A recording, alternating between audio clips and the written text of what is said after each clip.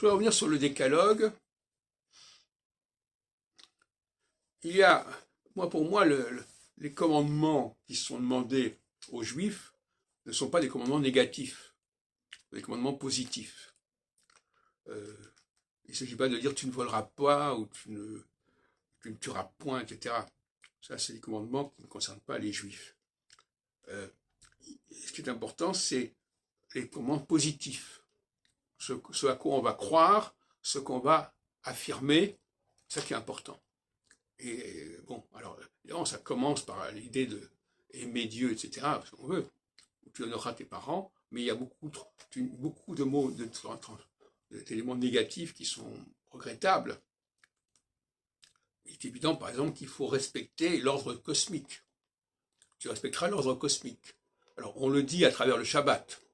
Le Shabbat, ça renvoie à l'ordre cosmique, en réalité. Parce que le Shabbat, c'est fondé sur le mouvement de la Lune par rapport au Soleil. Il faudrait quand même le savoir, ça faudrait quand même le rappeler. Et puis, je voudrais surtout insister sur le fait que la théologie se marie avec la politique et avec la science. Deux points qui sont souvent contestés aujourd'hui. La théologie correspond à un programme social, donc on peut très bien imaginer un parti qui se fonde sur une certaine théologie.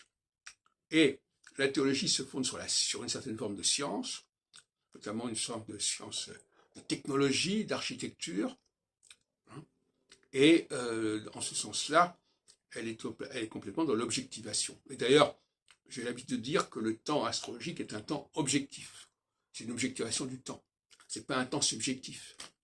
Donc la théologie n'est pas dans le subjectif, elle est dans l'objectif.